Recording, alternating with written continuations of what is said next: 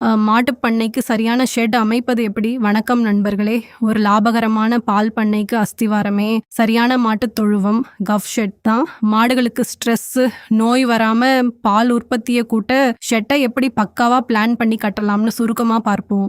1. இடத்தை எப்படி தேர்வு செய்றது? மழை தண்ணி தேங்காத உயரமான நிலமா இருக்கணும். நல்ல காத்தோட்டம், கரண்ட் மற்றும் சுத்தமான தண்ணி வசதி இருக்கணும். தீவன வண்டியும் பால் வண்டியும் ஈஸியா வந்துட்டு போக வழி இருக்கணும். 2வது தொழுவத்தோட திசை, தமிழ்நாட்டுக்கு எப்பவுமே தொழுவத்தை கிழக்கு மேற்கு, ஈஸ்ட் வெஸ்ட் திசையில கட்டுறது தான் பெஸ்ட். இதனால மதிய வெயில் நேரடியா மாடுகள் மேல படாது. வெப்ப அழுத்தம், ஹீட் ஸ்ட்ரெஸ் குறைஞ்சு பால் உற்பத்தி அதிகமாகும். 3. ஒரு மாட்டுக்கு எவ்வளவு இடம் வேணும்? வளர்ந்த ஒரு மாட்டுக்கு 4 அடி அகலம், 8 அடி நீளம், சுமார் 32 சதுர அடி இடம் வேணும். முன்னாடி தீவனத் தொட்டியும் பின்னாடி சாணம் போக சாக்கடை கால்வாயும் கண்டிப்பா இருக்கணும். 4வது தரைப்பு தரை வழுக்காத கான்கிரீட் தரையா இருக்கணும். சாணமும் சிறுநீரும் உடனே வடிய 1:60 என்ற விகிதத்துல லைட்டா சாய்வா கட்டணும். தண்ணி தேங்குனா மடிநோய், கால்நக நோய் வரும். கூரை ஓரங்களில் 10 அடியும் நடுவில் 15 அடியும் உயரம் இருக்கணும். கூரைக்கு மேல் வெள்ளை பெயிண்ட் அடித்தா வெயில் சூடு உள்ளே இறங்காது. 5.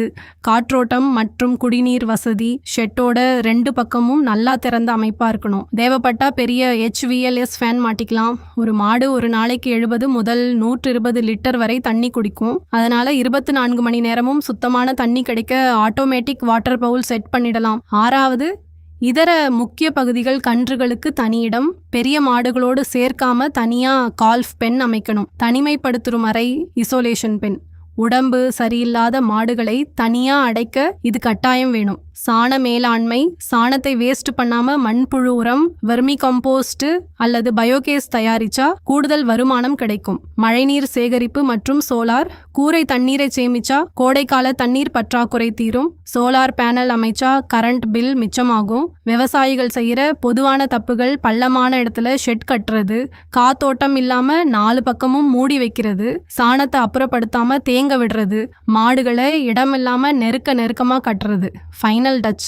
நண்பர்களே, நல்ல மாடு வாங்குறது மட்டும் பிசினஸ் இல்லை, அது நிம்மதியா வாழ்ற சூழலை உருவாக்குறது தான் உண்மையான முதலீடு. சரியான ஷெட் அமைச்சா மருத்துவ செலவு குறைஞ்சு பண்ணை செம லாபமா மாறும்.